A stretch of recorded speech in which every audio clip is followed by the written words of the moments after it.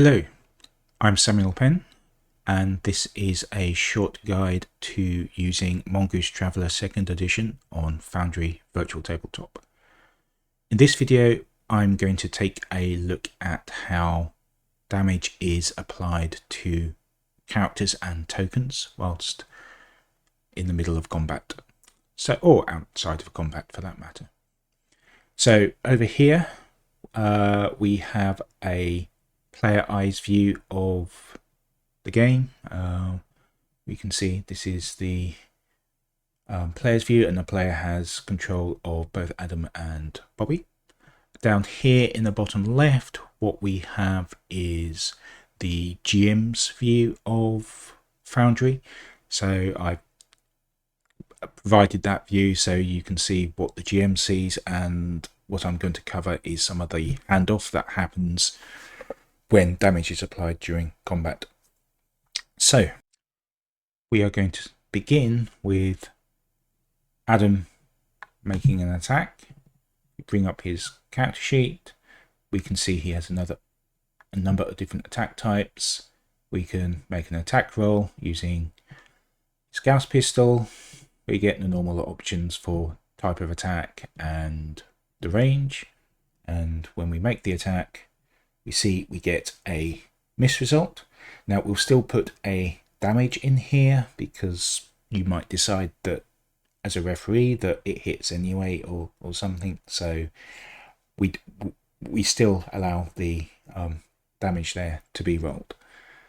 Now if the player has their token selected and they press T over, or Shift T for a second target over targets, then when they make their attack roll, we will provide the range to those targets, which makes it easier to select what type of range to use for the attack roll.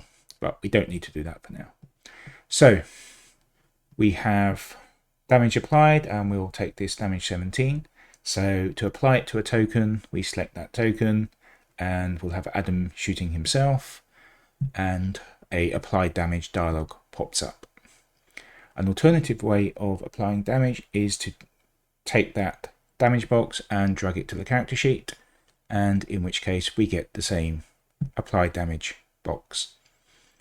In the case of enemies, you can't select enemy tokens as a player, and you can't open their character sheets. What you can do is you can hit T over them, which will select them as a target, and then when you click on the damage, what we see down here is an applied damage dialog has appeared on the referee screen.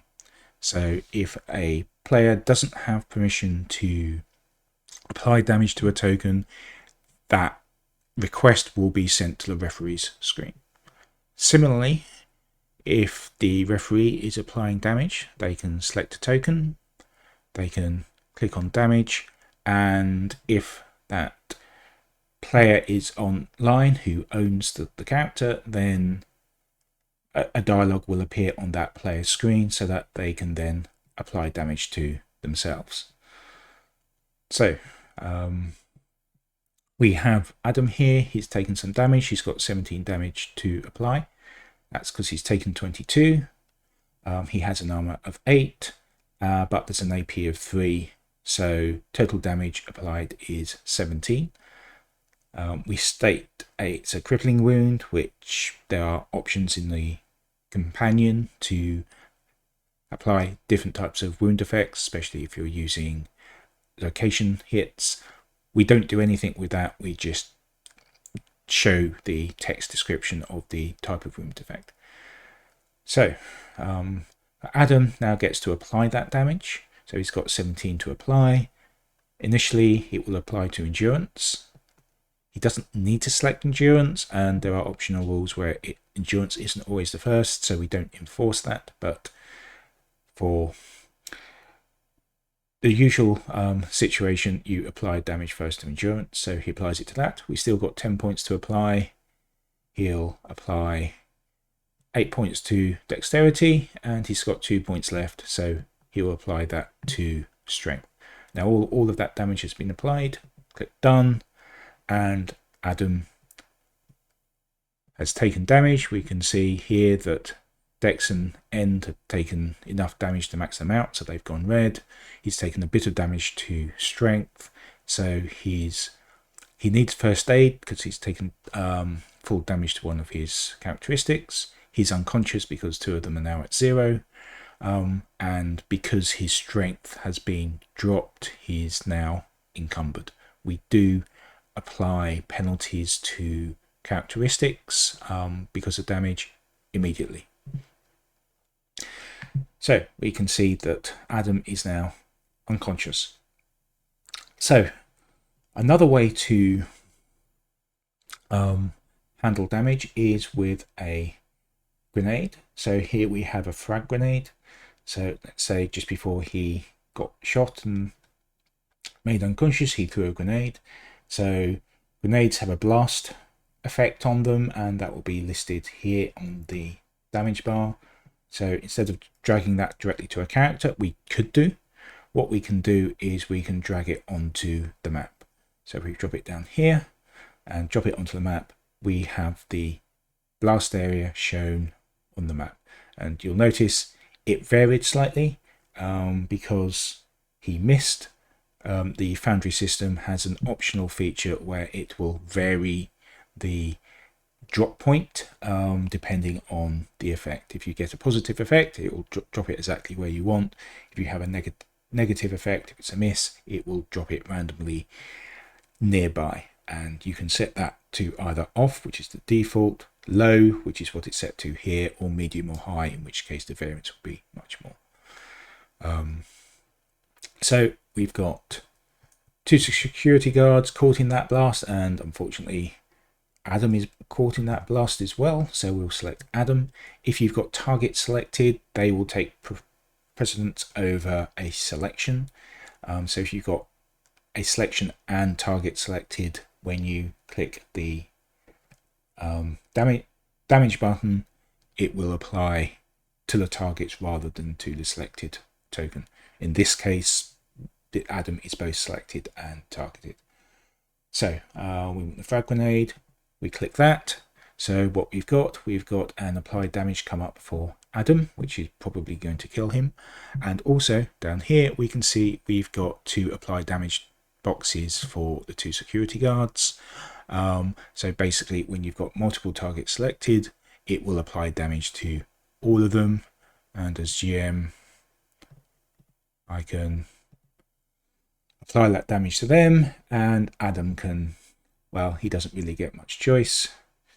And Adam has his unconscious status removed, and he is now considered dead, unfortunately, unless the referee allows someone to come to his aid.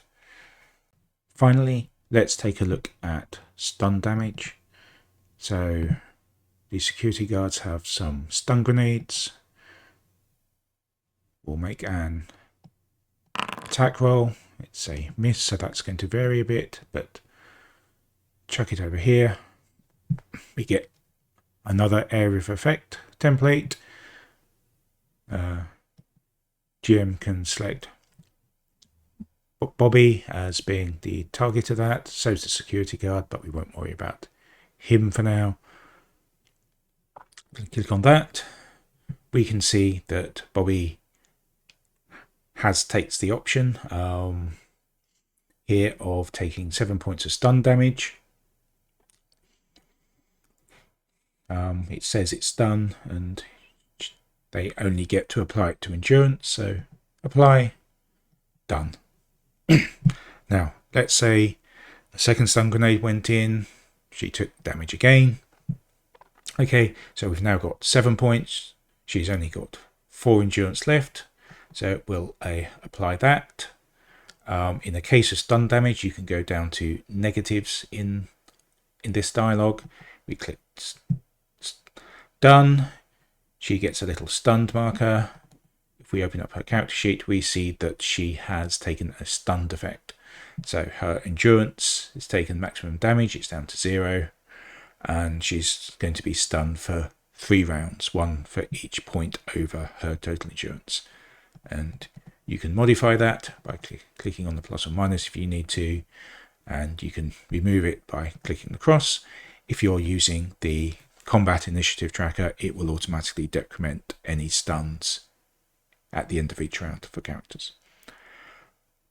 Okay, so that's the most common ways of applying damage to characters. There are some other ways via macros and things, but I'll talk about those in a future video. For now, this should cover most of the ways that damage is handled for most of your combats in Traveller. So thank you for listening.